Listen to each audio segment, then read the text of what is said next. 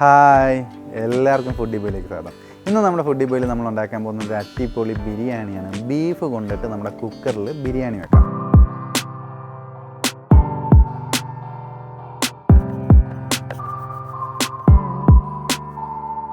അപ്പോൾ നമുക്ക് നമ്മുടെ കുക്കർ ബിരിയാണി ഉണ്ടാക്കി തുടങ്ങാം. അതിനായിട്ട് ആദ്യമേ ഒരു ഇച്ചിരി വെളിച്ചെണ്ണ, 1 ടേബിൾ സ്പൂൺ വെളിച്ചെണ്ണ ഒഴിക്കാം നമുക്ക്. ഇനി നമുക്ക് 1 ടേബിൾ സ്പൂൺ നെയ്യ് ഒഴിച്ചു കൊടുക്കാം. നെയ്യൊക്കെ ചൂടായി വരുമ്പോൾ നമ്മുടെ ബേ ലീഫാണ് ബിരിയാണി ഇല ഇടാം നമുക്ക്. ശേഷം ജാതിപ്പത്തിരി 2 എണ്ണം ഇട്ട് കൊടുക്കാം. സ്റ്റാർ അനീസ് അതായത് തക്കോലം 3 എണ്ണം ഇട്ട് കൊടുക്കാം. പിന്നെ ഇത് നമ്മുടെ പട്ടയാണ്, വലിയ കഷ്ണം പൊട്ടിച്ചെടുത്തേക്കാണ്, അത് ഇതിനകത്തോട്ട് ചേർത്ത് കൊടുക്കാം. ശേഷം 4 ഗ്രാമ്പൂ ചേർത്ത് കൊടുക്കാം. ശേഷം 2 ഏലക്ക ചേർത്ത് കൊടുക്കാം. ജസ്റ്റ് ഒന്ന് മൂത്താൽ മതി. ഇത് നമ്മുടെ സവാള ചേർത്ത് കൊടുക്കാം. ഞാനിപ്പം 2 വലിയ സവാള അരിഞ്ഞെടുത്തതാണ്, അത് ഇതിനകത്തോട്ട് ചേർത്ത് കൊടുക്കാം.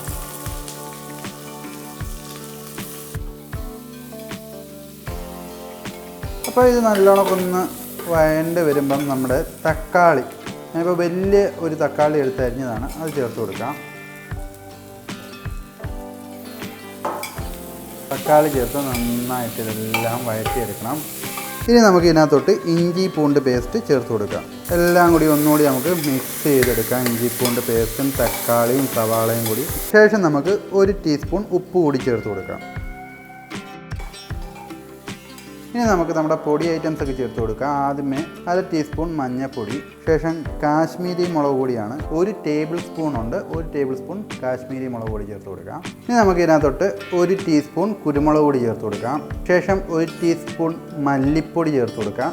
ഇനി നമ്മുടെ മെയിൻ ഐറ്റമായിട്ടുള്ള നമ്മൾ ചൂടാക്കി പൊടിച്ചെടുത്ത മസാലപ്പൊടി, അത് 1 ടേബിൾ സ്പൂൺ ഉണ്ട്, അത് ചേർത്ത് കൊടുക്കാം. ഇതെല്ലാം കൂടി മിക്സ് ചെയ്യുക, പച്ച മണമൊക്കെ ഒന്ന് മാറട്ടെ നമ്മുടെ മസാലയുടെയൊക്കെ. ഇനി നമുക്ക് ഇതിനകത്തോട്ട് 1 പച്ചമുളക്, കുറച്ച് മല്ലിയില കട്ട് ചെയ്തത്, കുറച്ച് പുതിനയില കട്ട് ചെയ്തത് ഇതിനകത്ത് ചേർത്ത് കൊടുക്കാം. എന്നിട്ട് ഇതെല്ലാം കൂടി ഒന്ന് മിക്സ് ആവണം. ഇനി നമുക്ക് ഫൈനലായിട്ട് 1 ബൗള് തൈര് ചേർത്ത് കൊടുക്കാം. തൈരും കൂടി ചേർത്ത് നന്നായിട്ട് അങ്ങ് മിക്സ് ചെയ്യണം. അപ്പോൾ നമ്മുടെ മസാല സെറ്റായിട്ടുണ്ട്. ഇനി നമ്മുടെ ബീഫ് ഇതിനകത്തോട്ട് ചേർത്ത് കൊടുക്കാം. നമ്മളിപ്പോൾ 1/2 കിലോ ബീഫാണ് എടുത്തേക്കുന്നത്, ഇത് കുറേശ്ശെ ഇതിനകത്തോട്ട് ചേർത്ത് കൊടുക്കാം. എന്നിട്ട് ഇതെല്ലാം കൂടി അങ്ങ് മിക്സ് ചെയ്തെടുക്കാം നമുക്ക്.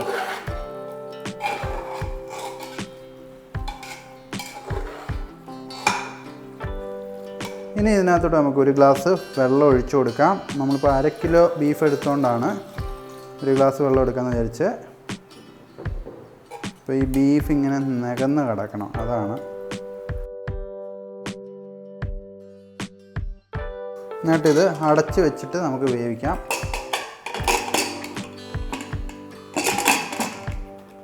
നമുക്കൊരു 2 വിസിൽ കേട്ടാൽ മതി, അപ്പോഴത്തേക്ക് നമ്മുടെ ബീഫ് വേവും. പിന്നെ നമുക്ക് റൈസ് മിക്സ് ചെയ്യാം.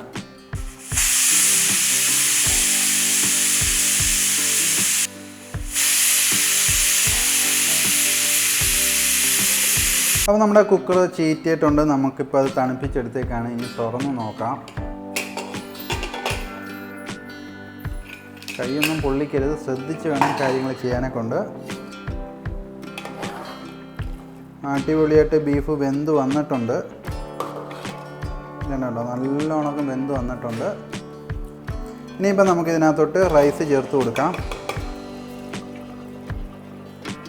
റൈസ് ഇട്ടിട്ട് നമുക്ക് ജസ്റ്റ് ഒന്നിങ്ങനെ ഇളക്കി കൊടുക്കണം.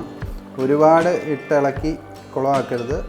ഇതുകൊണ്ട് ഈ റൈസിൻ്റെ മണ്ടയ്ക്ക് വെള്ളം കിടക്കണം, എന്നാലേ അത് കറക്റ്റ് പാകമാകത്തുള്ളൂ. റൈസൊക്കെ ഇട്ടിട്ട് നമ്മളിത് കുറച്ച് പുതിനയില, നമ്മുടെ ഒരു ചെറിയ കഷ്ണം ബേ ലീഫ്, പിന്നെ കുറച്ച് മല്ലിയില, പിന്നെ ഒരല്പം നെയ്യും കൂടി ചേർത്ത് കൊടുക്കാം നമുക്ക്. ഇത്രയും ചേർത്തിട്ട് നമുക്കിത് അടിപൊളിയായിട്ട് അങ്ങ് അടച്ച് വെച്ചിട്ട് ഒരു 2 വിഷിൽ കേട്ടാൽ മതി. 2 വിഷിൽ കേട്ടതിന് ശേഷം നമ്മൾ തീ ഓഫ് ചെയ്ത് മാറ്റി വെക്കുക. അടിപൊളിയായിട്ട് നമ്മുടെ ബീഫ് ബിരിയാണി കുക്കായിട്ടുണ്ടാവും. അപ്പോൾ നമുക്കതുവരെ വെയിറ്റ് ചെയ്യാം.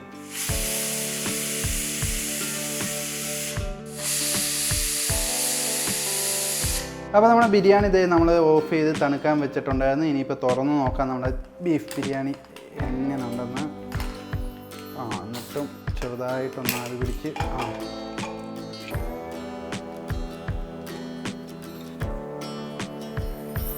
നമ്മുടെ ബിരിയാണി ഇത് അടിപൊളിയായിട്ട് വെന്ത് വന്നിട്ടുണ്ട്.